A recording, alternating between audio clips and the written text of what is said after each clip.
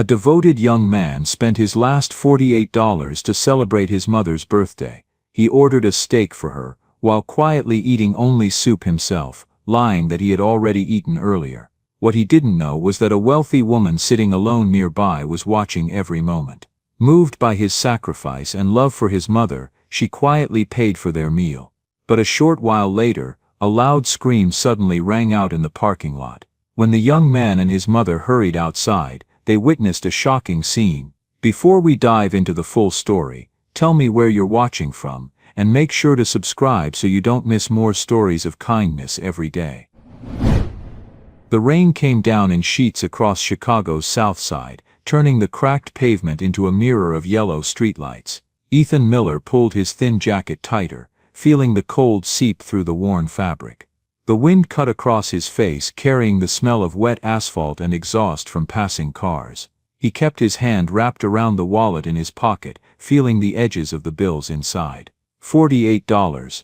That was all that stood between him and empty. He'd counted it 3 times already that afternoon. Once at the end of his shift, once on the bus ride home, and once more in the narrow hallway of their apartment building, while his mother was in the bathroom. $48 to cover rent that was due in 5 days. $48 to refill the prescription that kept his mother's joints from swelling so badly she couldn't walk. $48 to keep the lights on for another week. The math didn't work, it never did anymore. Ethan was 24, but some mornings he felt twice that age. He'd been working gig jobs since he was 15, ever since the night a drunk driver ran a red light and turned his father into a memory. Delivery driver, warehouse loader, grocery bagger, dog walker, whatever paid. Lately even those jobs were drying up. The delivery app had cut his hours, tips were smaller, people were holding on to their money tighter, and he couldn't blame them. Ethan, honey, we don't have to do this. His mother's voice pulled him back to the present. Linda Miller stood beside him under the awning of a closed bookstore, her gray hair plastered to her forehead despite the hood of her coat. She was 52, but arthritis had aged her body faster than her years. Even now, Ethan could see the way she shifted her weight off her left knee, the way her fingers curled slightly inward from the constant ache in her joints. "Mom, it's your birthday," Ethan said, forcing a smile. "We're going to dinner, that's final. I can make something at home, we have rice." "We have, Mom," he put his hand on her shoulder, gentle but firm. "It's your birthday, you're going to have a real meal. A good one." Linda's eyes searched his face, and Ethan knew she was looking for the lie. She'd gotten good at that over the years, reading the tension in his jaw, the tightness around his eyes when he said he'd eaten lunch at work, when really he'd pocketed the $5 to put toward her medicine instead. "Did you get more tips today?" she asked quietly. "Yeah," Ethan said, the word coming out smooth and easy because he'd practiced it. "Good day, real good day. So stop worrying." It wasn't true. He'd made $32 in 8 hours of deliveries, and most of that had gone to gas. But his mother didn't need to know that. Not tonight, not on her 52nd birthday, which she would have spent alone in their dim apartment if he had anything to say about it.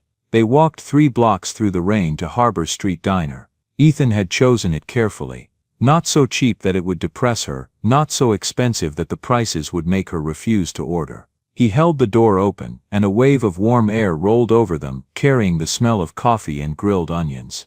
The diner was nearly empty. A couple sat in one corner, heads bent over their phones. A man in a work uniform ate alone at the counter. Near the window, an older woman sat by herself, a cup of tea steaming in front of her. Ethan didn't pay her much attention. He was too busy calculating. A server with tired eyes and a kind smile led them to a booth. The vinyl seats were patched with duct tape in places, and the table wobbled slightly when Ethan leaned his elbows on it. Linda slid in across from him, and he could see the relief in her face just from being off her feet. "Can I get you folks something to drink?" the server asked. "Just water for both of us," Ethan said quickly, before his mother could order anything else. When the server left, Linda picked up the menu. Ethan watched her eyes move down the laminated pages, watched her fingers trace over the prices. He knew what she was doing. She was looking for the cheapest item, something that wouldn't make her feel guilty. "The soup looks good," she said. "Mom, get whatever you want." "I like soup, Mom," She looked up at him, and there was something fragile in her expression, something that made Ethan's chest tighten. "I don't want you spending money we don't have." "We have it," Ethan lied. "I told you. Good tips today." The server returned with their waters. Ethan picked up his menu, running his finger down the entrees, doing the math in his head. If his mother ordered the cheapest steak, that would be $18. With tax and a tip he couldn't afford not to leave, they'd be looking at close to $30 total. That would leave him with $18 for the next 5 days, unless he didn't eat. "I'll have the steak," Linda said, her voice small. "The smallest one. And can I get vegetables instead of fries?" "Of course, honey," the server said, writing it down. She turned to Ethan. "And for you, just the soup," Ethan said. "And keep the water coming." "Ethan, that's not enough. I ate at work, Mom. I'm not that hungry." He handed his menu back to the server before his mother could argue. "Really, I had a big lunch." Another lie. He'd had half a granola bar at 10 in the morning and nothing since. When the server left, Linda reached across the table and took his hand. Her fingers were cold and slightly swollen. "You're a good son." Ethan squeezed her hand gently. "You're a good mom." They sat in silence for a moment, listening to the soft jazz playing from a speaker somewhere overhead. The rain continued to hammer against the window, turning the street outside into a blur of headlights and shadows. 52, Linda said suddenly. "I can't believe I'm 52. You don't look a day over 40, Ethan said. She laughed, a real laugh that made the tightness in Ethan's chest ease just a little. "You're a terrible liar." "I'm serious. You get that from your father. He could never lie either." Her smile faded slightly. "He would have been so proud of you." Ethan looked down at the table. He didn't trust himself to speak. "I wish things were easier for you," Linda continued. "You shouldn't have to, Mom. Stop. Tonight's about you, remember? It's your birthday.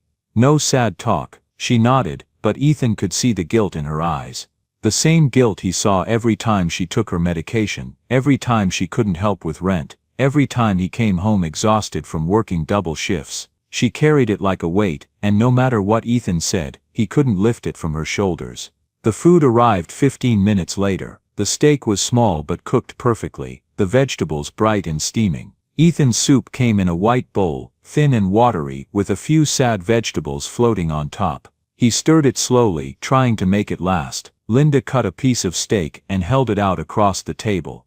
"Here, take some." "Mom, I'm fine." "Ethan, I'm full, really." She gave him a look that said she knew he was lying, but she didn't push it. Instead she ate slowly, savoring each bite in a way that made Ethan glad he'd spent the money. When was the last time she'd had a meal she didn't have to cook herself? When was the last time someone had done something nice for her without her having to ask? As they ate, Ethan noticed the older woman by the window watching them. Not in a rude way, but with a kind of distant attention, like she was observing something that interested her. He ignored it. People stared sometimes. Maybe they looked like an odd pair, mother and son having dinner on a rainy Tuesday night in a half-empty diner. "Make a wish," Ethan said when his mother finished eating. "What? It's your birthday." "Make a wish," Linda smiled, but it didn't reach her eyes. "I wish things get better for you. That's all I ever wish for." "That's not how wishes work. You have to wish for yourself." "You are for myself."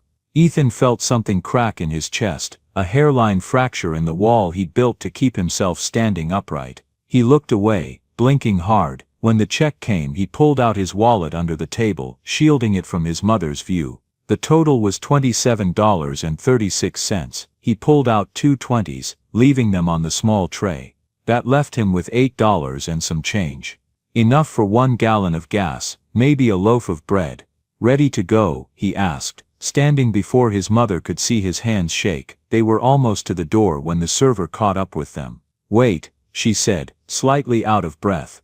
"I need you to come back to the table." Ethan's stomach dropped. Had his card been declined? But he'd paid cash. Had he not left enough? He turned around, his mother close behind him, and walked back to the booth. On the table sat a small cake, no bigger than a dinner plate.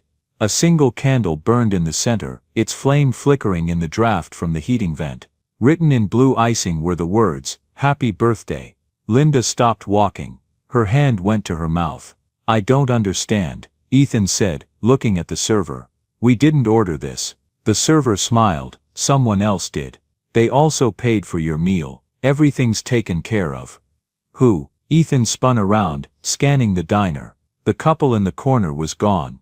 The man at the counter was gone. The older woman by the window, she was gone too. She left a few minutes ago, the server said, holding out a small piece of paper. But she asked me to give you this.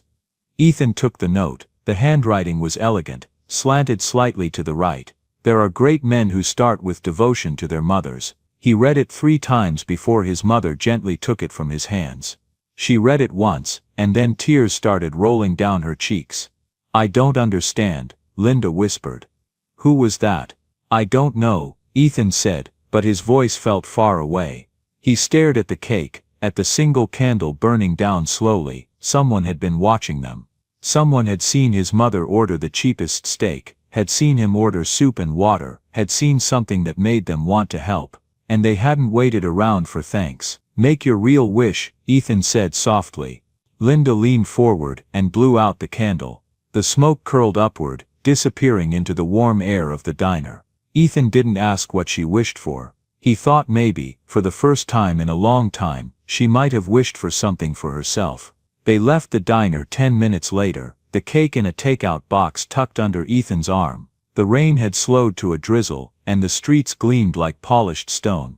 As they walked toward the bus stop, Ethan kept turning the note over in his pocket, running his thumb across the smooth paper. Someone had seen them. Really seen them, not as problems or statistics or people to pity, but as human beings worth celebrating. He didn't know who she was, but he knew he'd remember this night for the rest of his life. The bus ride home took 40 minutes. Linda fell asleep against Ethan's shoulder, her breathing slow and even, and he sat very still so he wouldn't wake her. Through the rain-streaked window, Chicago slid past in fragments, storefronts with metal grates pulled down for the night. Groups of people huddled under bus shelters, a man pushing a shopping cart piled high with plastic bags. Ethan thought about the woman. In his mind he tried to reconstruct her face, but the details were fuzzy. Gray hair, he thought. A good coat, wool maybe. She'd been sitting alone just like them. Just another person having dinner on a Tuesday night. Except she wasn't. She was someone who carried enough cash to pay for strangers' meals and buy birthday cakes on impulse. She was someone who could afford to be generous. The thought sat uncomfortable in Ethan's chest. He didn't like feeling like charity. He'd worked for everything he had, every meal, every bus fare, every dollar that went toward keeping the roof over their heads. Pride was sometimes the only thing he had left. But when he looked down at his mother's sleeping face, worn and peaceful, he couldn't find it in himself to be angry. Their apartment was on the 4th floor of a building with an elevator that worked half the time. Tonight was a half-time night. Ethan helped his mother up the stairs, letting her lean on him when her knees started to buckle on the 3rd-floor landing. By the time they reached their door, she was breathing hard. You okay? He asked. Fine, she said, but he could hear the pain underneath the word. Inside the apartment was cold. Ethan had turned the heat down before they left to save money. He flicked on the lights. The bulb in the living room was out, so only the kitchen fluorescent buzzed to life, and helped his mother to the couch. I'll make you some tea, he said. You don't have to, Mom. Sit. While the water heated, Ethan stood at the kitchen counter and stared at the cake box. He opened it carefully. The cake was chocolate with vanilla icing, simple but perfect. The candle had left a small crater in the center, where it had burned down. His phone buzzed in his pocket. A notification from the delivery app. You have been assigned to a delivery route, starting at 6 a.m. tomorrow. Except, 6 a.m. meant waking up at 4:30, it meant 12 hours on his feet, driving through traffic, hauling packages up apartment stairs. It meant coming home too exhausted to think straight. He accepted it. The kettle whistled. Ethan poured hot water over a tea bag in his mother's favorite mug, the one with the faded flowers on the side. He brought it to her along with 2 of her pain pills. You take such good care of me, Linda said, wrapping her hands around the mug. You took care of me first, Ethan replied. He sat down beside her on the couch. The springs creaked under their combined weight. For a while they didn't talk. The radiator clanked and hissed, fighting against the cold. Outside sirens wailed in the distance, a sound so common Ethan barely heard it anymore. That woman, Linda said finally. Why do you think she did that? I don't know. Do you think she'll come back? Ethan considered this.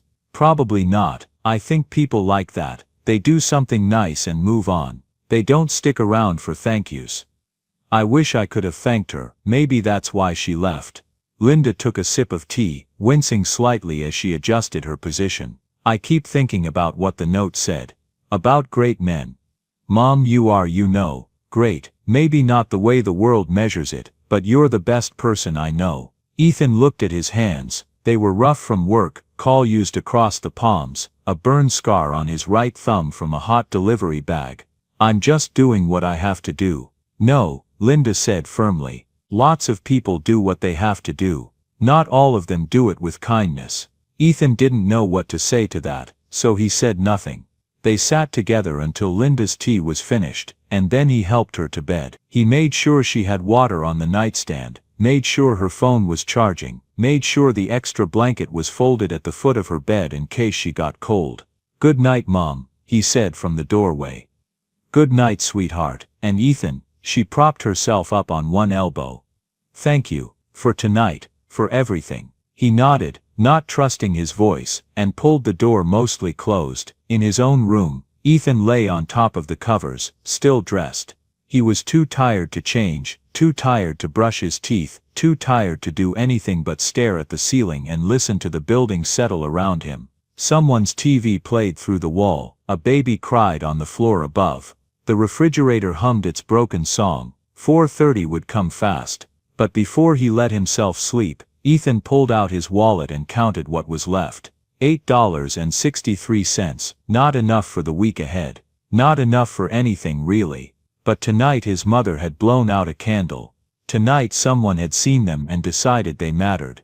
That had to count for something. 3 blocks away, Evelyn Carter sat in the back of a black car, watching rain trace patterns down the tinted window. Her driver, Marcus, knew better than to make conversation when she was in this mood. He'd worked for her long enough to read the signs, the way she held herself very still, the way her fingers worried at the clasp of her handbag.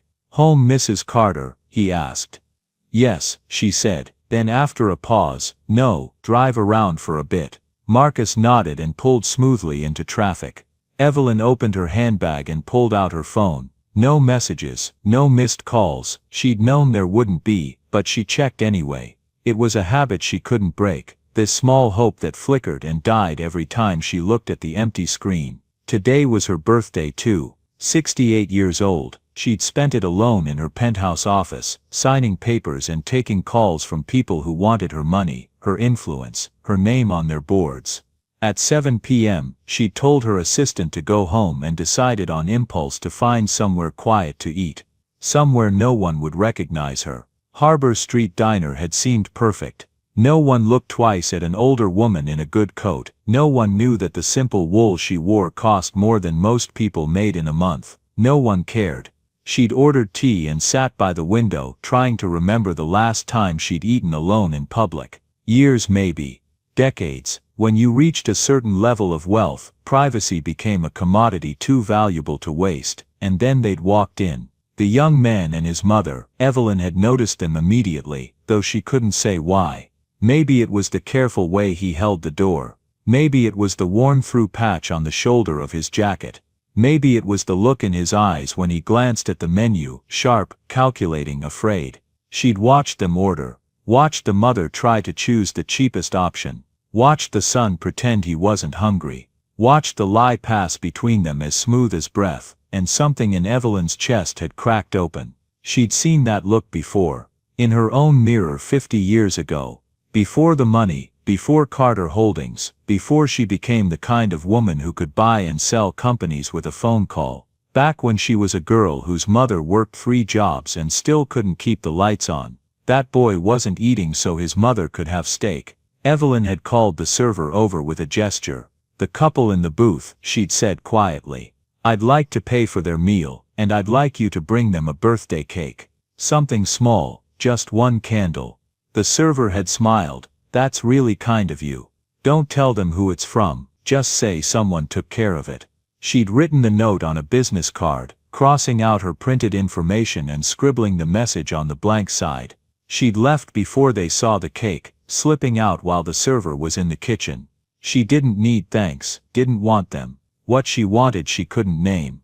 Now, sitting in the car as Marcus drove through rain-slicked streets, Evelyn felt something unfamiliar, not quite satisfaction.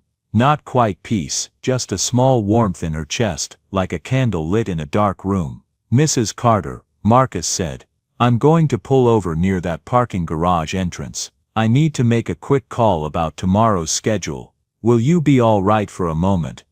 Of course, Marcus pulled the car to the curb near the entrance to a half-covered parking structure. "I'll just be a minute, you can wait in the car if you'd like, or there's an overhang there if you want some air." Evelyn looked at the garage entrance. After the stuffiness of the diner and the car, fresh air sounded appealing. "I'll step out, take your time." She got out of the car, pulling her coat tight against the drizzle. Marcus moved to the front of the vehicle, phone already to his ear, speaking in low tones about routes and schedules. Evelyn walked a few steps toward the garage overhang, seeking shelter from the rain. The garage was dimly lit, shadows pooling between the concrete pillars. She stood just inside the entrance, close enough to see Marcus but sheltered from the weather. She pulled out her phone again, more from habit than hope. Still nothing. She thought about the note she'd written. There are great men who start with devotion to their mothers. Had it been presumptuous? Who was she to tell that young man he was great? She didn't know him, didn't know his struggles beyond what she'd observed, but she'd meant it. Every word. Footsteps echoed behind her. Multiple sets. Evelyn turned. 3 young men emerged from deeper in the garage, spreading out in a loose semicircle. Even in the dim light, she could see the aggressive posture, the way they shifted their weight like predators deciding whether to pounce. Her instincts, honed from growing up in rough neighborhoods, screamed danger. "Nice coat," one of them said. His breath smelled like alcohol and something sweet. He couldn't have been more than 20. But his eyes were hard. Evelyn's hand tightened on her handbag. She glanced toward the street. Marcus was still on the phone, his back turned, completely unaware. "My driver is right there, he'll be back any second." "Then we better be quick." The young man stepped closer. "Give us the bag." "No." Evelyn's voice was steadier than she felt. She'd faced down hostile shareholders and corporate raiders, but this was different. This was physical danger. Immediate and raw. He laughed. "Wrong answer, lady." One of them grabbed her arm, fingers digging in hard enough to bruise. Evelyn tried to pull away, but another one yanked at her handbag. The leather strap cut into her shoulder as she held on instinctively. "Let go," the first man yelled, his grip tightening painfully. Evelyn opened her mouth to scream for Marcus, but a hand clamped over her mouth. They were dragging her deeper into the garage, away from the street, away from help. Then someone pulled something from their jacket. A knife. Small but sharp, the blade catching the overhead lights. "Last chance," he said, bringing the knife closer to her face. "Give it up or we'll take it and anything else we want." Terror shot through her. This wasn't just a mugging anymore. "Hey!" A voice cut through the garage like a whip. "Get away from her." The 3 men turned. Ethan and Linda had just emerged from the stairwell on the other side of the garage. They'd been cutting through on their way to the bus stop. The shortcut saved 10 minutes and Linda's knee was bothering her when they saw the struggle. Ethan didn't hesitate. He ran straight toward them, his mother close behind. "Stay back," the one with the knife warned, waving it in the air. But Ethan didn't stop. He grabbed the man's shoulder and yanked him away from Evelyn. The man stumbled, surprised by the interference. The hand over Evelyn's mouth released as they all turned to face this new threat. "This isn't your business," the one with the knife shouted. "I'm making it my business," Ethan said, positioning himself between Evelyn and her attackers. His heart hammered so hard he thought it might explode, but he held his ground. Behind him he could feel Evelyn's ragged breathing, could sense her fear. Then Linda was there beside him, her phone held high. "I'm calling 911. I've got your faces, the police are coming." She pressed the emergency call button, and her voice rang out clear and loud. "Yes, we're at the parking garage on Harbor Street. 3 men are attacking a woman. They have a knife. We need police now." "She's really calling," one of them said, panicked. From the street Marcus finally looked up. He saw the scene, his employer surrounded by strangers, 2 people he didn't know intervening. 3 men with weapons. He started running toward them shouting. The one with the knife swore viciously. For a second Ethan thought he might lunge anyway, might bury that blade in his chest just for the satisfaction of it. Their eyes met, and Ethan saw the calculation happening. 3 of them, but witnesses now. People calling police, a large man running toward them. "Let's go," the leader hissed. They turned and ran, their footsteps echoing off the concrete as they disappeared into the shadows at the far end of the garage and out a side exit. Ethan stood there shaking, his hands still raised defensively. Evelyn leaned against the concrete pillar behind her, breathing hard, her expensive coat torn at the shoulder where they'd grabbed her. Her arm bore red marks where fingers had dug in. Marcus reached them, out of breath. "Mrs. Carter, are you hurt?" Evelyn couldn't get the words out. She was trembling violently now that the immediate danger had passed. Ethan turned to look at her properly for the first time. Recognition hit him like a physical blow. "You," he said quietly. "You're the woman from the diner." Evelyn stared at him, her gray eyes wide with shock. Then at Linda, who still had her phone pressed to her ear, giving the 911 operator their exact location. "You came back," Evelyn whispered. "You ran toward danger. For me. Are you hurt?" Ethan asked, his voice gentle despite the adrenaline still coursing through him. He could see the finger marks on her arm, the torn coat, the terror still written across her face. I think Evelyn's legs buckled. Ethan caught her before she fell, supporting her weight. Linda finished with the dispatcher and immediately moved to Evelyn's other side. "It's okay," Linda murmured, using the same soothing tone she'd used when Ethan was a child waking from nightmares. "You're safe now. We've got you." Evelyn let out a breath that might have been a sob. Marcus hovered anxiously, guilt written all over his face. "I'm so sorry, Mrs. Carter. I was on the phone, I didn't see." "It's not your fault, Marcus," Evelyn managed. Her voice was shaky but growing steadier. "I chose to get out of the car. You couldn't have known." Sirens wailed in the distance, growing closer. "Can you stand?" Ethan asked gently. "I think so." But when he started to release her, her knees wobbled again. The shock was setting in properly now. "Let's sit you down," Linda said, guiding her to a low concrete barrier near the garage entrance. Evelyn sat heavily, and Linda sat beside her, keeping one arm around her shoulders. Marcus paced nearby, on his phone now, probably calling security or lawyers or whoever billionaires called when they were attacked. Ethan crouched in front of Evelyn. "They didn't hurt you. The knife didn't." "No, you got here before." She couldn't finish the sentence. Before what might have happened. Before the knife had done more than threaten. Before they dragged her somewhere darker and more isolated. "You saved me," Evelyn said, looking between Ethan and Linda. "Both of you. You didn't even know who I was, and we knew you were in trouble," Linda said simply. "That's all that mattered." 2 police cars pulled up, lights flashing. Officers got out, and the next 20 minutes dissolved into statements and questions and descriptions of the attackers. An ambulance arrived despite Evelyn's protests that she was fine. "Ma'am, you need to be checked out," one of the EMTs insisted. "You're showing signs of shock." Evelyn allowed them to examine her, to check her vitals, to confirm that beyond the bruising on her arm and the torn coat, she was physically unharmed. Emotionally was another matter. Through it all, Ethan and Linda stayed close. When the police asked them to give their statements, they did so clearly and completely. Yes, they'd seen 3 men. No, they hadn't seen faces clearly enough to identify. Yes, one had a knife. No, they couldn't say which direction the men had run after leaving the garage. "You folks did a brave thing," one of the officers said. "Also a pretty stupid thing. That guy had a knife." "I know," Ethan said. "So why'd you do it?" Ethan looked over at Evelyn, who was sitting in the back of the ambulance now, wrapped in a blanket despite the mild temperature. Marcus stood guard nearby like a sentinel. "Because she needed help," Ethan said simply. The officer studied him for a moment, then nodded. "Well, world needs more people like you. Just try to be more careful next time." "Yeah?" When the police finally finished and the ambulance prepared to leave, Evelyn had refused transport to the hospital, but accepted the blanket and the advice to see her personal doctor. She walked over to where Ethan and Linda stood waiting. "I don't know how to thank you," she said. Her voice was still shaky, but there was steel underneath now. "You put yourselves in danger. For a stranger." "You're not a stranger," Linda said gently. "You're the woman who gave us a birthday cake." Evelyn's eyes widened. "You recognized me." Not at first, Ethan admitted. But yes, that was you at the diner, wasn't it? Yes.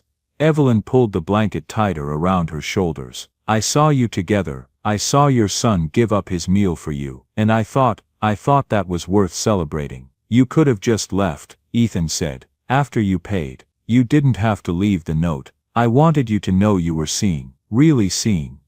Evelyn's voice cracked. And tonight you saw me when I needed it most. You didn't have to help, you could have walked past. Most people would have. We're not most people, Linda said. They stood there for a moment, 3 people bound together by 2 acts of kindness in a single night. The rain had stopped completely now, leaving the streets gleaming under the streetlights. Marcus approached cautiously. Mrs. Carter, we should get you home. You need to rest. Yes, you're right, but Evelyn didn't move. She looked at Ethan and Linda like she was trying to memorize their faces. May I give you a ride home? Please, after what you did, it's the least I can offer. We can take the bus, Ethan started. Please, Evelyn interrupted. Her eyes were pleading now. I need to know you got home safely.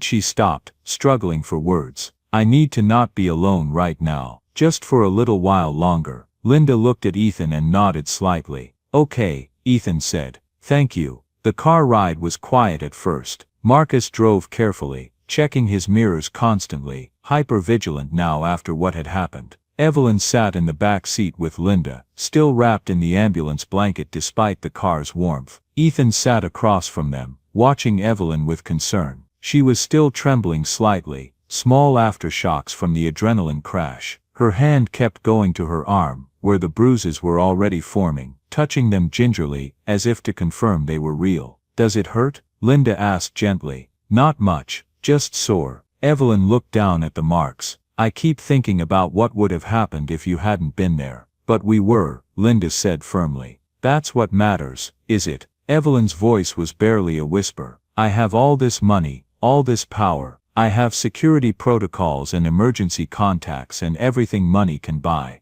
And tonight none of that mattered. I was just as helpless as anyone else. Ethan leaned forward. You're not helpless. You fought back. You didn't just give them your bag. Stupid, Evelyn said bitterly. That's what the police said. Never fight over possessions. Nothing in that bag was worth my life. Maybe not to them, Linda said. But in the moment it wasn't about the bag. It was about refusing to be a victim. There's nothing stupid about that. Evelyn looked at her, and something in her expression softened. You're very kind. Both of you, even after. She stopped. After what? Ethan asked. After seeing me at my most vulnerable. Most people who know who I am never see that side. They see the CEO, the billionaire, the woman who has everything under control. She laughed, but it was hollow. Tonight showed how much of that is an illusion. Everyone's vulnerable sometimes, Linda said. Having money doesn't change that. They drove in silence for a few more minutes. Then Evelyn spoke again. I need to tell you something.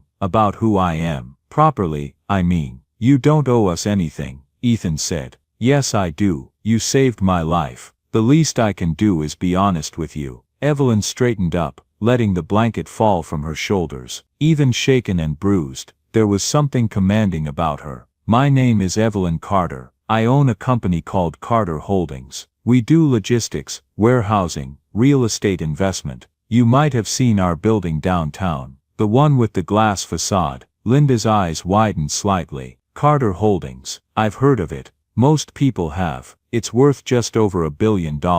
Evelyn said it flatly, without pride. I built it from nothing. I was 30 years old, broke, and desperate when I started. 40 years later, I have more money than I could spend in 10 lifetimes. Ethan studied her. That's impressive, is it? Evelyn's smile was bitter. I'm 68 years old. I spent my birthday alone today. No calls, no messages, no one to share a meal with except strangers in a diner. I watched you and your mother, and I felt something I haven't felt in years. Envy. Of us? Linda sounded incredulous. Of what you have. Connection. Love. The kind that makes a young man give up his own dinner so his mother can eat. Evelyn's voice thickened. I had a son once. Well, I still have him. Somewhere. We haven't spoken in 7 years. 7 years, Linda breathed. We had a disagreement about how I run my business, about priorities, about what matters more, profit or people. Evelyn looked out the window. He thought I chose wrong. He was probably right.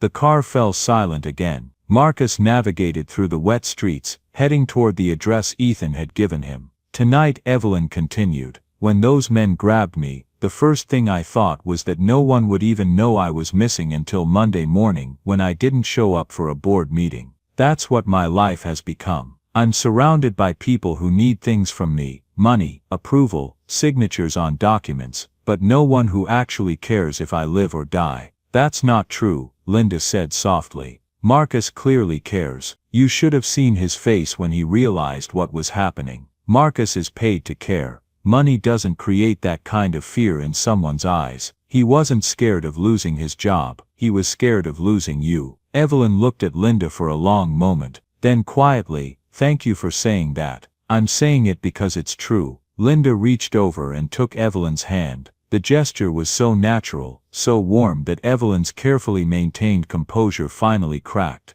Tears spilled down her cheeks. I'm sorry, she said, wiping at them quickly. I don't let people see. It's okay to cry. Linda said, you went through something terrifying. You're allowed to feel it. Evelyn cried quietly for a few minutes, while Linda held her hand, and Ethan looked politely away, giving her what privacy he could in the confined space. When she finally composed herself, she looked almost embarrassed. I'm sorry, I don't know what came over me. Shock, Ethan said, matter-of-factly. Adrenaline crash. Totally normal response to trauma. How do you know about trauma responses? I've had some experience with difficult situations. Ethan's expression was carefully neutral. You learn to recognize the signs. Evelyn studied him more closely. Really looked at him for the first time since the garage. She saw the worn jacket with its careful repairs, the call-used hands of someone who worked physically, the weariness in his eyes that spoke of hard-earned survival skills. What do you do? She asked. For work, I mean. Delivery driver mostly. Gig work. Whatever I can get. That's hard work. It pays the bills. Barely. Ethan shrugged. But it's honest work. The car pulled up in front of their building. Even in the dark, Evelyn could see it was a rougher neighborhood than hers. Graffiti on the walls, bars on the ground floor windows, a broken streetlight casting half the block in shadow. This is us, Ethan said, reaching for the door handle. Wait, Evelyn pulled out her phone, then stopped. My contacts were in my handbag. The one they stole. Marcus spoke up from the front seat. I have your contact information backed up, Mrs. Carter. I can send it to a new phone. Thank you, Marcus. Evelyn turned back to Ethan and Linda. I'd like to stay in touch, if that's all right. I'd like to, she struggled for words. I'd like to not lose this. Whatever this is. Linda smiled. We'd like that too. Evelyn pulled a business card from her coat pocket. Miraculously, it had survived the attack, and handed it to Ethan. This has my office number. It's the one number I actually remember. Please call me, tomorrow or whenever you'd like. I'll have a new phone by then. Ethan took the card carefully. Okay. And please, Evelyn added, her voice urgent now, if you need anything at all, medical bills from tonight, or I don't know anything. Promise you'll call. We're fine, Ethan said automatically. I know, Evelyn stopped, recognizing the pride in his voice. The same pride she'd had once, before money made pride obsolete. Just know that the offer stands. They got out of the car. Linda leaned back in to say one more thing. What you did tonight at the diner, with the cake and the note, that mattered. You gave us a beautiful moment. Don't forget that when you're being hard on yourself about other things. Evelyn's eyes filled with tears again. Thank you. As Ethan and Linda walked toward their building, Evelyn watched them go. The young man held the door for his mother, let her lean on him as they navigated the entrance. Even from here, even in the dark, Evelyn could see the care in every gesture. Home, Mrs. Carter? Marcus asked gently. Yes, home. As they drove away, Evelyn looked down at her hands. They'd finally stopped shaking. She thought about the night, the diner, the attack, the rescue, 2 encounters with the same people, both transformative in different ways. She'd gone to that diner, looking for something she couldn't name. Solitude maybe, or anonymity. A break from being Evelyn Carter, CEO. What she'd found was something else entirely. A reminder of who she used to be. A glimpse of what she'd lost, and maybe, just maybe, a path back to something that mattered. Her phone buzzed. Marcus must have already started restoring her contacts remotely. A message from her assistant, probably wondering why she wasn't answering earlier calls. But Evelyn didn't open it. Instead, she looked out the window at Chicago sliding past, thinking about a young man who'd run toward danger without hesitation, and a mother whose first instinct had been to protect a stranger. They'd saved her life tonight, not just from the attackers, but from something else, from the loneliness that had become so constant she'd stopped noticing it, from the isolation money had built around her. She didn't know what came next, but for the first time in years, Evelyn Carter felt something she'd almost forgotten: hope. 3 weeks later, Ethan sat in the lobby of Carter Holdings, trying not to feel out of place. Everything was glass and steel and expensive art he didn't understand. People in sharp suits moved past with purpose, their shoes clicking on marble floors. He'd worn his best shirt, the one with the coffee stain he'd finally gotten out, and khakis he'd borrowed from a co-worker. He still felt like an imposter. Mr. Miller, a young woman in a sharp blazer, approached, Asian, maybe 30, with an efficient smile that put him slightly at ease. "I'm Sarah Chen, Miss Carter's assistant. She's ready for you." The elevator ride to the 55th floor made his ears pop. Sarah made polite conversation about the weather, the city, anything to fill the silence. Ethan barely heard her. His mind was racing through everything that could go wrong. The elevator doors opened onto a hallway that screamed wealth and power. Through glass walls, Ethan could see office workers at their desks. At the end of the hall, a set of double doors stood open. Evelyn's office was overwhelming. Floor-to-ceiling windows looked out over Chicago, the lake stretching blue and endless in the distance. The furniture was minimal but clearly expensive. Everything was designed to intimidate, and it worked. Evelyn stood at the window, silhouetted against the city. She turned when he entered. Today she looked every inch the CEO: tailored suit, hair perfect, commanding presence. "Ethan, thank you for coming." She gestured to a chair. "Please sit." He sat. She took the chair across from him, not the power position behind her desk. It was a small gesture, but he noticed it. "How's your mother?" "She's good. Physical therapy is helping with her knee." "I'm glad." Evelyn folded her hands. "I imagine you have questions, about 1,000. Ask. Why me? Really, not the speech about sacrifice and understanding. The real reason." Evelyn was quiet for a moment. "Because when I met with the other candidates, they all told me what I wanted to hear. They talked about efficiency and metrics and return on investment. You told me to face the people I'd hurt. You didn't care about impressing me. You cared about doing it right. That's not a qualification. It's the only qualification that matters." She pulled out a folder. "I've had my lawyers draft a proposal. The community care program will be restructured as an independent nonprofit organization. Carter Holdings will fund it through an endowment, but operational control will rest with a separate board. You'll serve as executive director." Ethan opened the folder. The numbers made his head spin. An annual budget of $12 million, salary of $65,000 for him, full medical benefits for him and his mother, housing assistance. "This is too much. It's market rate for the position. For someone with experience, I'm nobody. You're someone who cares. That's worth more than experience."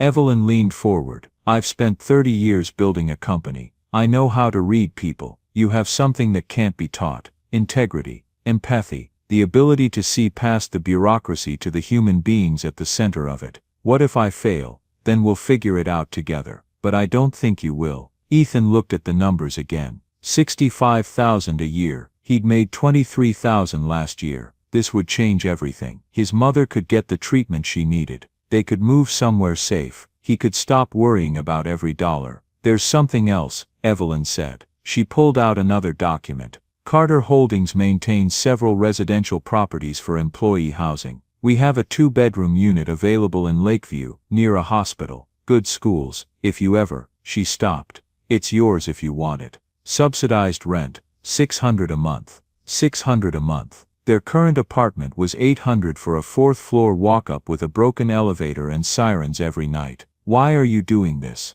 Ethan asked quietly. "Because I owe you. Because I want to do better. Because maybe if I help enough people I can start to forgive myself for the ones I hurt. Evelyn's voice was raw. And because I think you're going to be extraordinary at this. Don't prove me wrong. Ethan stared at the papers in his hands. Life-changing didn't begin to cover it. Terrifying came closer. If I say yes, he said slowly, I do it my way. I don't want to be a puppet. I don't want board members second-guessing every decision. You won't be. The board will be made up of community representatives, not business executives. You'll have final say on all operational decisions. And if I see something wrong with how Carter Holdings operates, if I find out you're still making decisions that hurt people, then you tell me, loudly, publicly if necessary. Evelyn's gaze was steady. I'm not asking you to protect my reputation. I'm asking you to protect the people who can't protect themselves. Ethan thought about Helen Brooks, about the 617 files,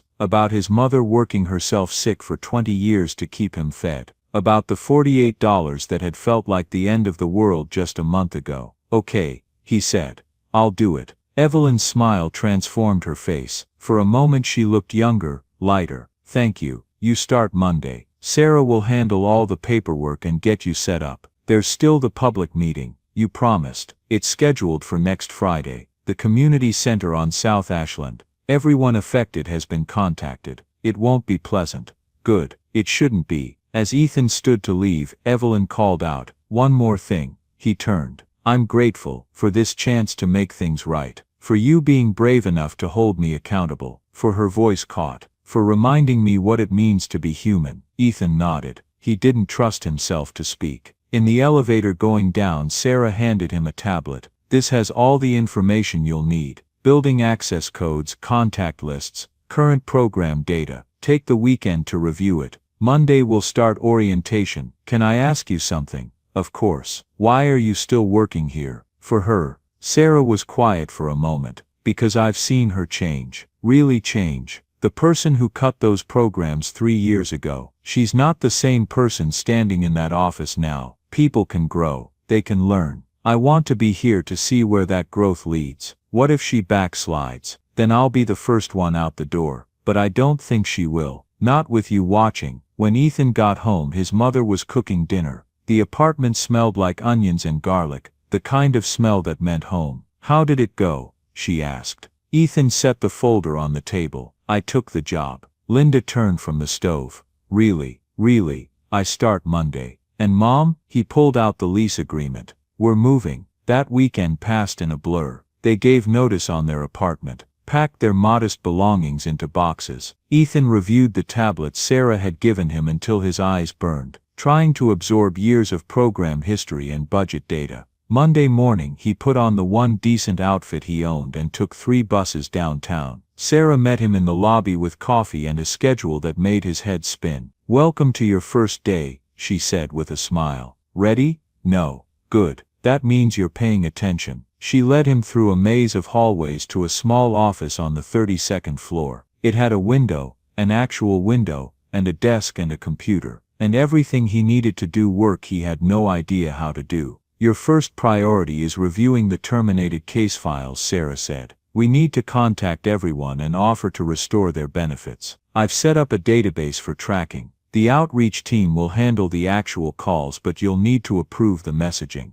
Outreach team, 3 people. They're expecting you at 10 for a meeting. The day was a whirlwind of meetings and introductions and information overload. Everyone was polite, professional, but Ethan could see the curiosity in their eyes. Who was this kid? Why had Miss Carter hired him? By 5 p.m. his head was pounding. Sarah appeared in his doorway with takeout. You need to eat, and then we need to prep you for Friday. The public meeting. Yes. It's going to be intense. Angry. People are going to say things that hurt. You need to be prepared. How do you prepare for that? You remember why you're doing this. You remember that their anger is justified, and you remember that the only way forward is through. That night, Ethan stayed late reviewing the files. 617 names. 617 lives interrupted. He read every case, every note, every outcome. Some people had recovered, some hadn't. Some were dead. He made a list of everyone he wanted to meet before the public forum.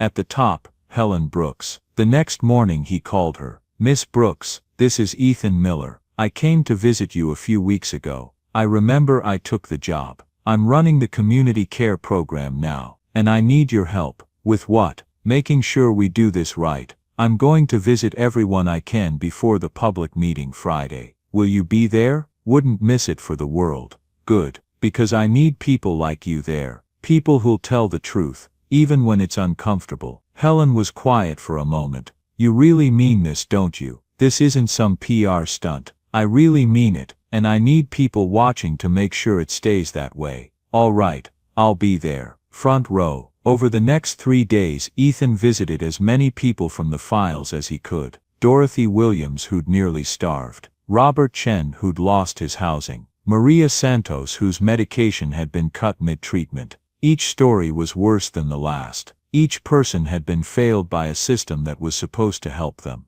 And each person asked the same question: why should we believe this time will be different? Ethan didn't have a good answer. All he could offer was his promise to try, and his commitment to transparency. Some people accepted that. Some didn't. He didn't blame them. Friday came too fast. Ethan stood backstage at the community center, listening to the crowd gather. 200 people. Sarah had done the outreach perfectly. You ready? Evelyn appeared beside him. She looked scared, which somehow made Ethan feel better. No, you. Terrified. But that's appropriate. She straightened her shoulders. Thank you for making me do this. Don't thank me yet. This is going to be brutal.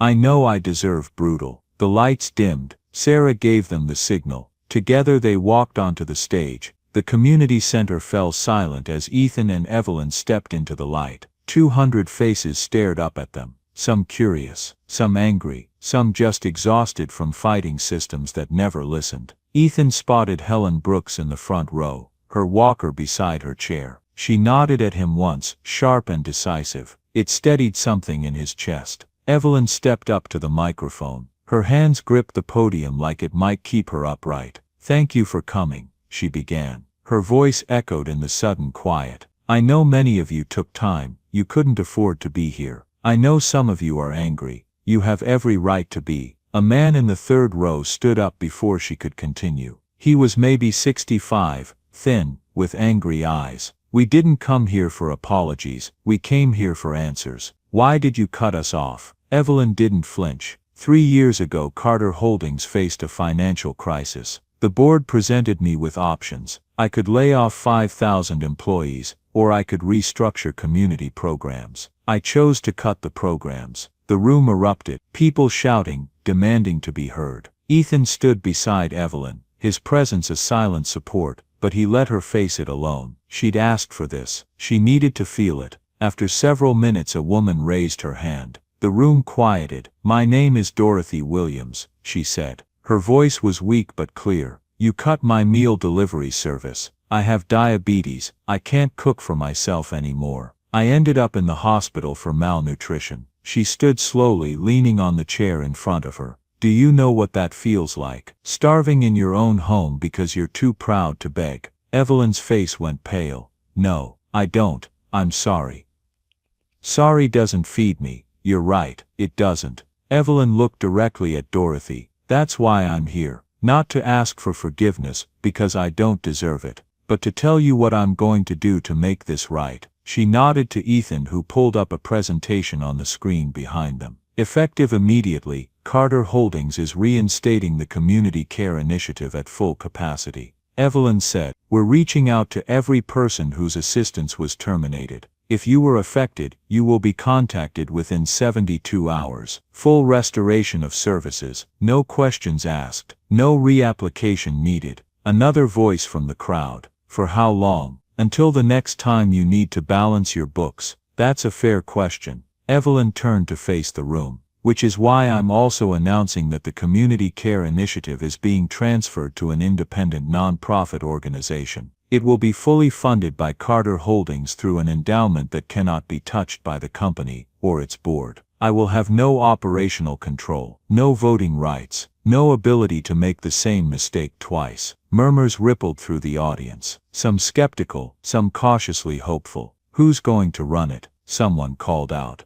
Evelyn gestured to Ethan. Ethan Miller will serve as executive director. He'll have full authority to hire staff, set policy and allocate resources. He'll be accountable to a board made up of community representatives, not business executives. The murmurs grew louder. People were talking to each other, processing. Ethan saw the calculation happening in real time. Could they trust this? Was it real? Helen Brooks stood slowly. The room fell silent. "I have a question for you, Miss Carter," she said. "Yes, ma'am. Why now? Why not 3 years ago when we were sending you letters? When we were calling and getting no answer?" Evelyn's hands tightened on the podium.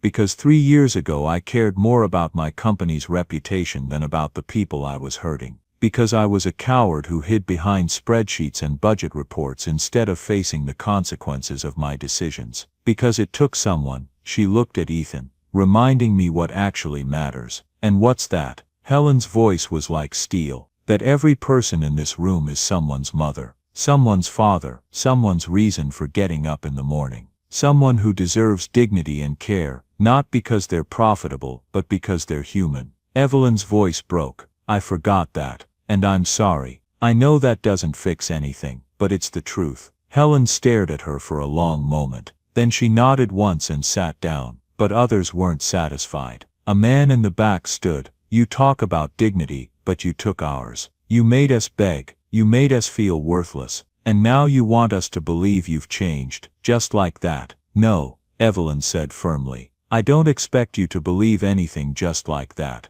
I expect you to watch, to question, to hold us accountable. That's why we're setting up a community oversight board. 5 members, elected by the people we serve. They'll have full access to our finances, our decisions, everything. If we screw up, they can shut us down. And you'll accept that," someone challenged. "You'll give up control." "Yes, because I've learned that control is what got us into this mess." Evelyn stepped back from the podium. "I can't undo the past 3 years. I can't bring back the people who died because of decisions I made. But I can make sure it never happens again. That's what I'm offering. Not trust, not forgiveness, just a chance to watch us try to do better." Ethan stepped forward. "I'm going to be honest with you. A month ago I was a delivery driver making $23,000 a year. I don't have a business degree. I don't have experience running anything except my own life. Barely. But I do understand what it's like to ration medication because you can't afford more. To skip meals so someone you love can eat. To be invisible to systems that are supposed to help you." He looked out at the crowd.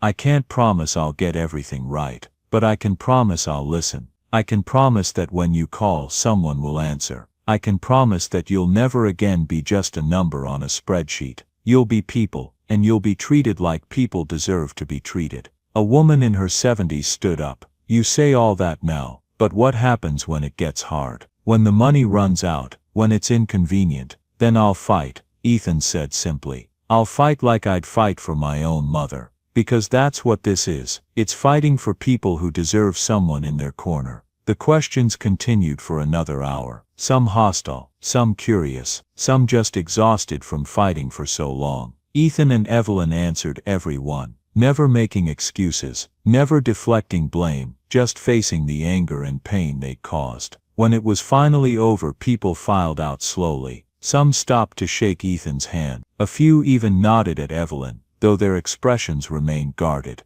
No one offered forgiveness. Ethan hadn't expected they would. Helen was the last to leave. She approached the stage where Evelyn stood, gathering her notes with shaking hands. "Miss Carter." Evelyn looked up. "Yes. I don't forgive you, not yet, maybe not ever, I understand. But I'll accept your help, and I'll be watching. Every day, every decision. If you mess up I'll know, and I'll make sure everyone else knows too. I wouldn't want it any other way." Helen studied her for a moment. Then she turned to Ethan. "You better be as good as you sound, young man." "I'll try." "Don't try. Do." She tapped her walker on the floor for emphasis. "We've had enough people trying. We need people doing." When Helen left, Ethan and Evelyn stood alone in the empty community center. Chairs scattered, pamphlets littering the floor, evidence of 200 lives that had intersected with theirs, however briefly. "That was brutal," Ethan said. "I needed brutal." Evelyn sat down heavily in the front row. "How bad is the fallout going to be? From the meeting? Or from the board?" "Both. The meeting went better than I expected. Some people are willing to give us a chance. As for the board, Ethan pulled out his phone. 3 missed calls from Sarah, 7 from various executives. I think you're about to find out.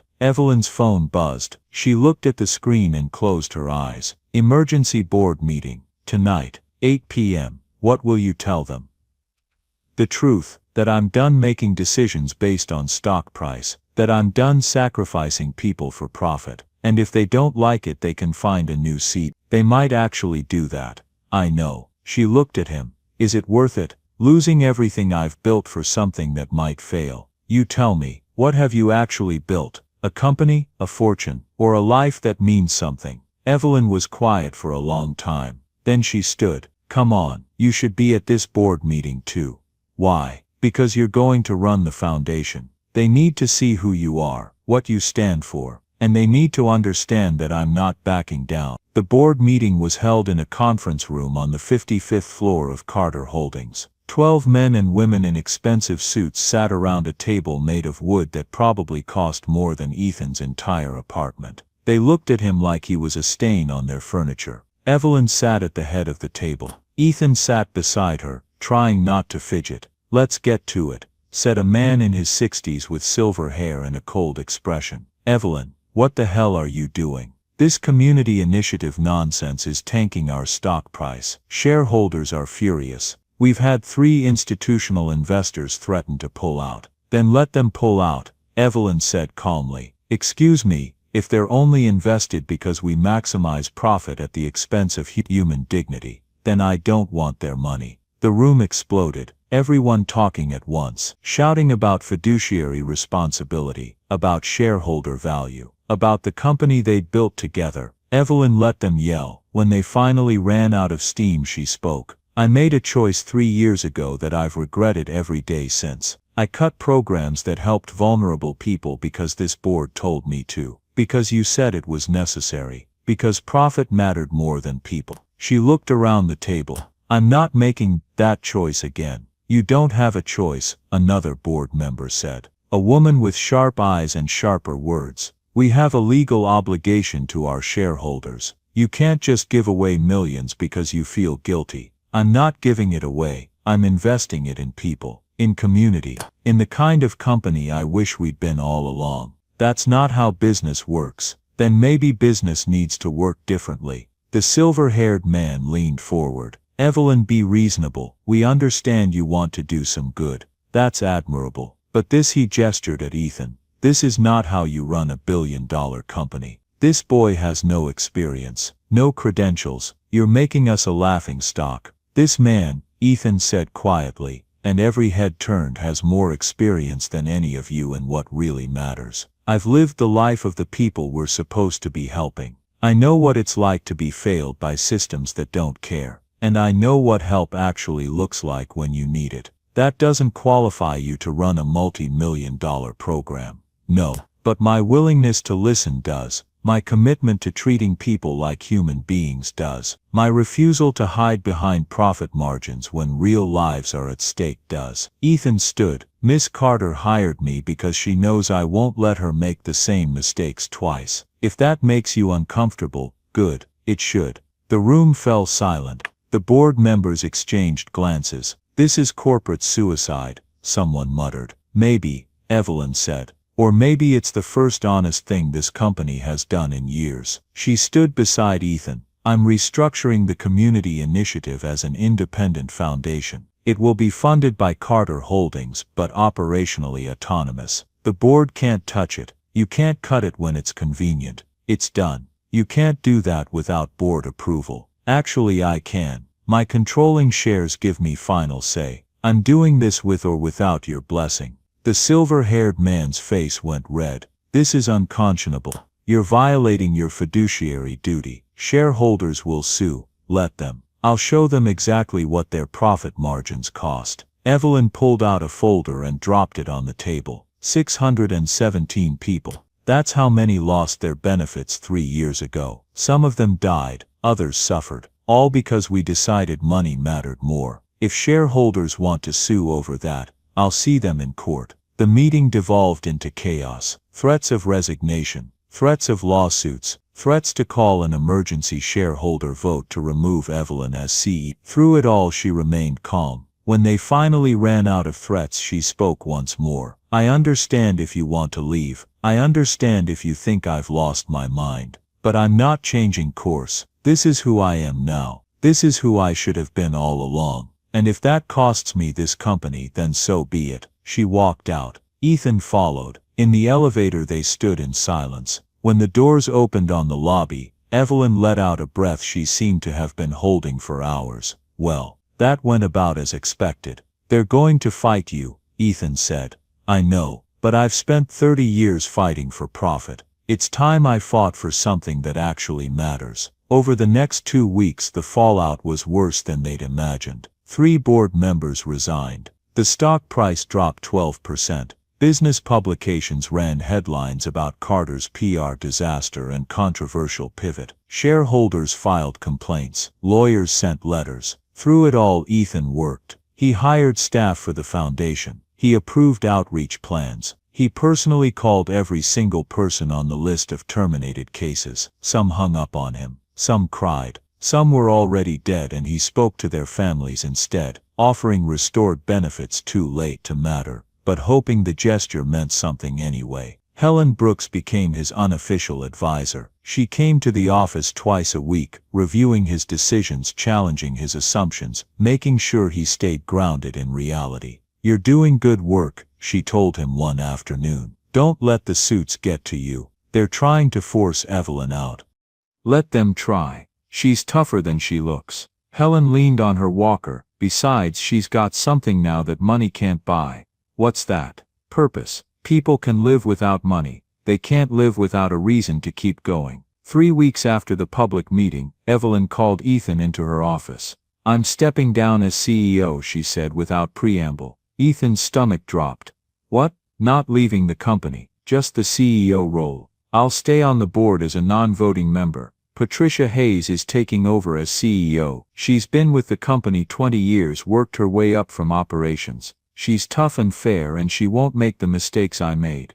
Why? Because I need to rebuild trust. With my son, with the community, with myself. And I can't do that while fighting board battles and managing a billion-dollar company. Evelyn smiled. It looked lighter than any expression Ethan had seen on her face. Besides, I have a new job. What? The foundation needs a full-time fundraiser. Someone who knows how to ask rich people for money. I figure that's something I'm qualified for. Ethan stared at her. You're going to fundraise, for the foundation. Why not? You need money. I know where to find it. And maybe her voice softened. Maybe this is how I earn back what I lost. Not through grand gestures, but through the daily work of actually helping people. What about your fortune? Your power?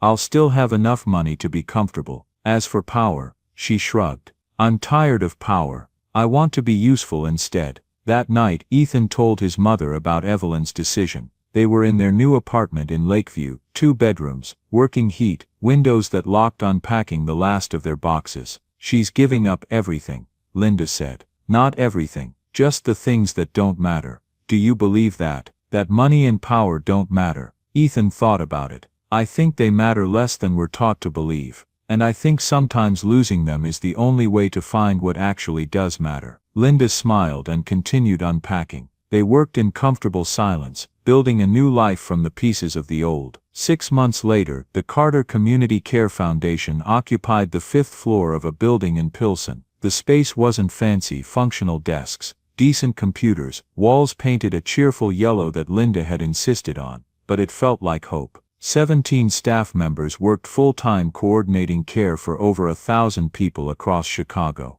Ethan sat in his office, still strange to think of it as his office, reviewing the quarterly report. They'd successfully contacted all 617 terminated cases. 502 had accepted restored services. The others had either moved, passed away, or simply wanted nothing to do with Carter money anymore. He didn't blame them. His phone buzzed. A text from Evelyn. Board meeting survived. Patricia is cleaning house. 3 more executives out. The ones who couldn't adapt to the new direction. Ethan smiled. The new CEO had turned out to be exactly what Carter Holdings needed. Someone who understood that sustainable business meant caring about more than just quarterly profits. "How's the fundraiser going?" He texted back. "Secured $2.3 million from the Goldman Foundation. They want to expand to Milwaukee. Can we handle that?" Ethan thought about their staffing, their systems, their capacity. "Give us 6 months to stabilize Chicago first, then yes." His mother appeared in the doorway carrying a cardboard box. "Brought you lunch." "Mom?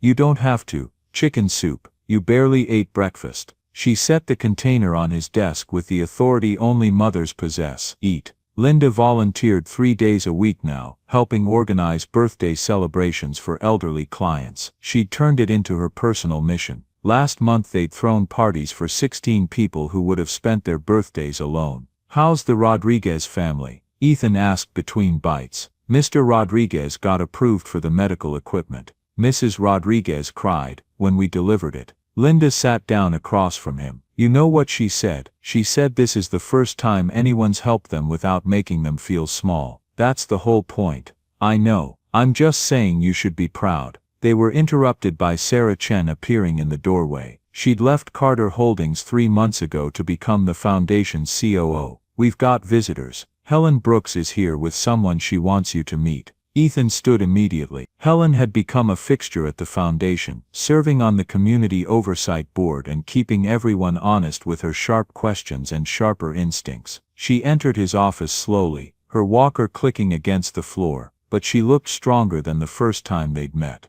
Better color in her face, steadier on her feet. Beside her stood a young woman, early 20s, with Helen's sharp eyes and determined expression. "Mr. Miller," Helen said. "This is my granddaughter Jasmine. She's finishing nursing school. She needs a part-time job." "Nice to meet you," Jasmine said, shaking Ethan's hand firmly. "My grandmother won't stop talking about this place. I wanted to see it for myself." They talked for 20 minutes. Jasmine was smart, passionate, and understood the community they served. When Ethan offered her a position coordinating medical appointments, she accepted immediately. After they left, Ethan sat back in his chair and marveled at the strange path that had brought him here. From $48 and a desperate prayer to running a foundation that actually helped people. From being invisible to being someone people looked to for answers. His phone rang. Unknown number. He answered. "Is this Ethan Miller?" "Yes." "This is James Carter. I'm Evelyn's son." Ethan sat up straight. "Yes. She's mentioned you. I'm sure she has." A pause. "Look, I'm calling because I wanted to thank you." "For what?" "For seeing something in her that I'd given up looking for. For giving her a chance to be the person she wanted to be. His voice caught. "For giving me my mother back." Ethan didn't know what to say. "I didn't do anything special." "Yes, you did. You held her accountable. You didn't let her hide behind money or power or guilt. You made her face what she'd done, and then you gave her a way to make it right." James was quiet for a moment. "We're having dinner next week. The 3 of us, her, me and my daughter, first time in 7 years. That's because of you. That's because of her. She did the hard work. Maybe. But you made her believe she could." Another pause. "Anyway, I wanted you to know, what you're doing matters. To more people than you realize." After he hung up, Ethan sat in his office and let himself feel the weight of it. The responsibility, the trust, the lives that depended on him getting this right. His mother appeared in the doorway again. "You okay?" "Yeah, just thinking." "About what?" "About how strange life is. 6 months ago I had $48 and no idea how we'd make it through the week. Now I'm running a foundation that helps 1,000 people." Linda came around the desk and hugged him. "Your father would be so proud." Ethan held his mother close, thinking about the man who'd taught him to hold doors, to work hard, to put others first. He hoped she was right. He hoped wherever his father was, he could see that the lessons had stuck. That evening, Ethan, Linda, and Evelyn met for dinner at a small Italian restaurant in their neighborhood. It had become a weekly tradition, this gathering of their unlikely family. Evelyn looked lighter than Ethan had ever seen her. "James called me today. He wants to bring my granddaughter to meet me next week." "Evelyn, that's wonderful." Linda reached across the table and squeezed her hand. "Her name is Sophie. She's 5. I've never met her." Evelyn's eyes filled with tears. "I missed 5 years of her life, because I was too stubborn to admit I was wrong." "You're not missing any more," Ethan said. "No, No, I'm not. She wiped her eyes. Thank you, both of you, for giving me the courage to change. We didn't give you anything, Linda said. We just saw who you really were underneath all the armor. They talked late into the evening, sharing stories and laughter and the comfortable silences that come with real friendship. When they finally left, Evelyn hugged them both at the door. See you Sunday, she asked. Pot roast, Linda confirmed. Don't be late. Walking home, Ethan and Linda moved slowly, enjoying the mild evening. Their new neighborhood was quieter than the old one, safer, but Ethan sometimes missed the chaos, the sense that he was connected to something real and raw. Do you think we did the right thing? He asked his mother. What do you mean? Accepting Evelyn's help, taking this job, all of it. Sometimes I wonder if we just took the easy way out. Linda stopped walking and turned to face him. Ethan Miller, you listen to me. You didn't take the easy way out. You took a chance to help people who needed it. And you've done it with integrity and compassion, and more grace than most people could manage. She put her hands on his shoulders. You've changed lives, hundreds of them. That's not the easy way. That's the right way. What if I mess up? Then you'll fix it. That's what good people do. They mess up, they fix it, they keep going. When they got home, Ethan stood at his window looking out at Chicago stretching dark and bright before him. Millions of people, each carrying their own struggles, their own hopes, their own last $48. He couldn't help them all, but he could help some, and maybe that was enough. His phone buzzed. A text from Helen Brooks. Stop overthinking. You're doing fine. See you Tuesday. He smiled. Somehow she always knew. That night, before bed, Ethan pulled out the folder he kept in his desk drawer. It held copies of all 617 terminated case files. He'd kept them as a reminder, not of failure but of why the work mattered. Each name represented a person who'd been invisible until someone decided to see them. He added a new section to the folder. Letters from people they'd helped. Thank you notes. Photos from birthday parties. Stories of lives changed not through grand gestures but through the daily work of showing up and caring. This was what mattered. Not the money, not the office, not the title. This connection. Purpose. The knowledge that someone out there was sleeping easier because you'd chosen to care. Ethan turned off the light and looked out at the city one more time. Tomorrow would bring new challenges, more people to help, more problems to solve, more chances to mess up and fix it, and keep going. But tonight he let himself feel something he hadn't felt in a long time. Peace. 1 year after that rainy birthday dinner, Linda Miller celebrated her 53rd birthday surrounded by 17 elderly clients of the foundation, all of whom insisted on bringing cake. The foundation's office had been transformed into a party space, balloons and streamers everywhere, music playing from a speaker someone's grandson had brought. This is too much, Linda kept saying, but she was smiling so wide her face hurt. Nonsense, Helen Brooks said, cutting another slice of cake. You've given us so many birthdays, it's time we gave you one. Ethan watched from the doorway, his heart full. His mother had found her purpose here, bringing joy to people who'd spent too long being forgotten. Every week she coordinated parties, called to check in, sent cards on holidays. She'd become the heart of the foundation, the person everyone called when they needed someone to care. Evelyn appeared beside him, carrying a gift wrapped in silver paper. Should I give this to her now, or wait? What is it? Open it and see. They gathered everyone around as Linda unwrapped the gift. Inside was a plaque that read Linda Miller, Director of Community Engagement, Carter Community Care Foundation. Linda looked up confused. What is this? It's your new title, Ethan said. We're making it official. Salary, benefits, everything. You've been doing the job anyway. Now we're just paying you for it. Linda's eyes filled with tears. I don't need. Yes you do, Evelyn said firmly. You work 3 days a week, sometimes 4. You coordinate programs, manage volunteers, bring joy to hundreds of people. That's worth compensation. That's worth recognition. Besides, Helen added, someone needs to keep Ethan honest. Might as well be his mother. The room erupted in laughter and applause. Linda hugged Ethan fiercely, then Evelyn, then everyone else in reach. Later, as the party wound down and people started heading home, Ethan helped clean up. Sarah was boxing leftover cake, Helen was organizing donated gifts, and his mother was saying goodbye to each person individually, making sure they all had rides home. Evelyn pulled him aside. "I need to show you something." They went to his office. She pulled up a news article on his computer. Carter Holdings stock rebounds, after year of community focus. New CEO Patricia Hayes credits return to core values for renewed investor confidence. "They're doing better," Evelyn said. "Better than before. Turns out treating people well is good for business. Who knew?" "Are you surprised?" "A little. A year ago I thought I'd have to choose between doing good and doing well. Turns out you can do both if you're willing to prioritize differently." Ethan read through the article. Carter Holdings had restructured completely. They divested from several questionable ventures, and doubled down on ethical supply chains and community investment.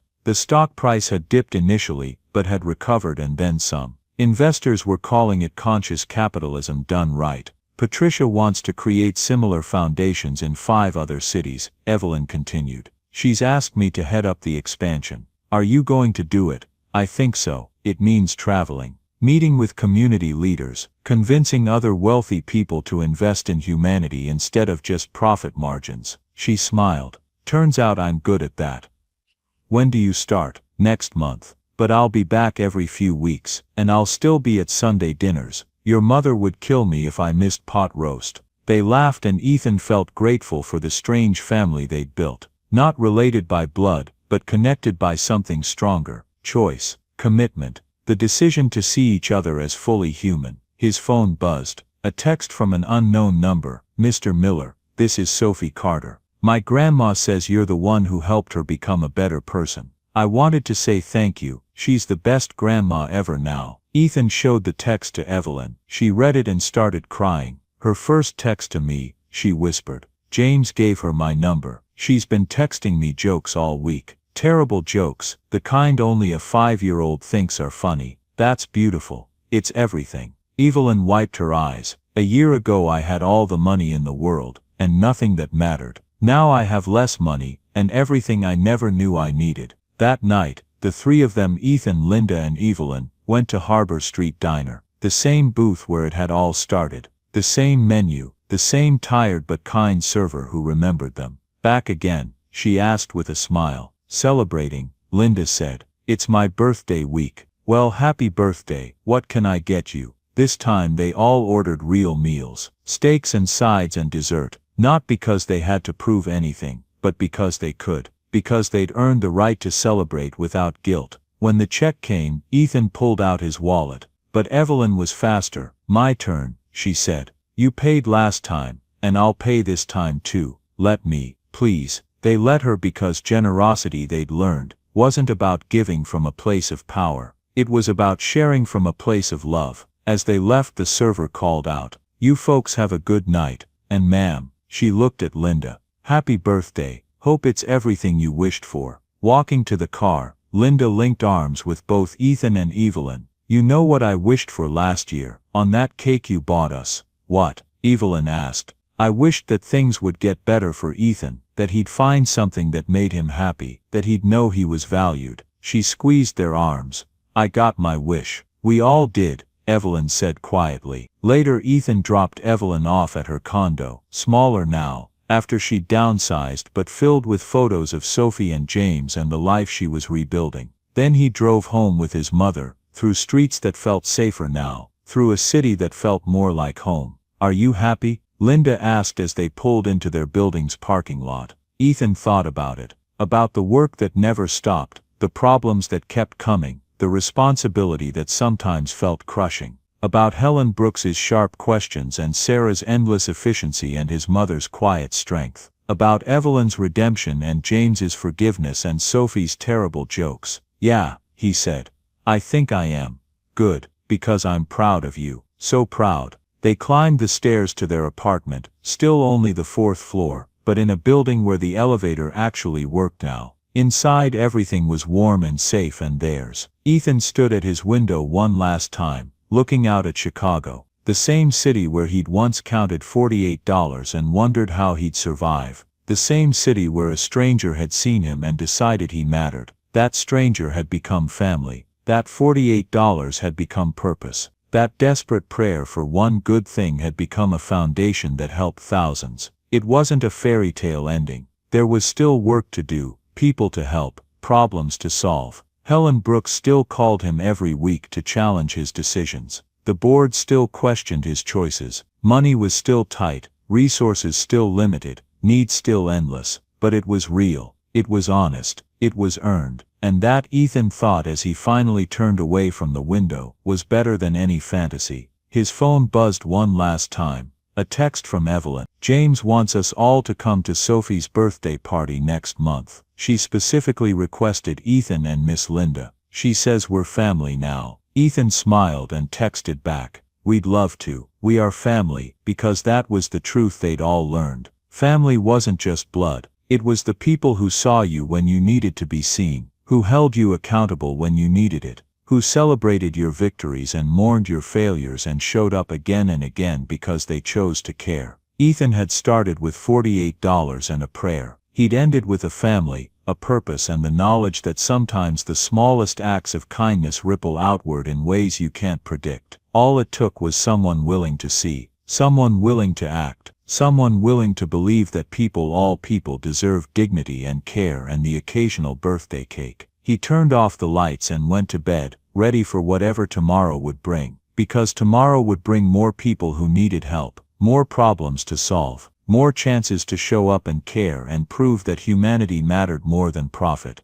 And he'd be there. They all would. Together. The Carter Community Care Foundation continues its work throughout Chicago and has expanded to 6 additional cities. To date, it has served over 8,000 individuals and families, providing medical care, housing assistance, meal programs, and birthday parties for those who might otherwise celebrate alone. Evelyn Carter and her son James now speak regularly. She sees her granddaughter Sophie twice a month and has attended every school play, soccer game, and birthday party since their reconciliation. Sophie calls her Grandma Eve and sends her terrible jokes daily. Linda Miller celebrated her 53rd birthday surrounded by 17 elderly clients who insisted she was the best thing that ever happened to them. She continues to coordinate community celebrations and has become known as everyone's favorite person. Her arthritis is managed well now with medication she can afford and physical therapy covered by her employment benefits. Helen Brooks serves on the foundation's Community Oversight Board and has never missed a meeting.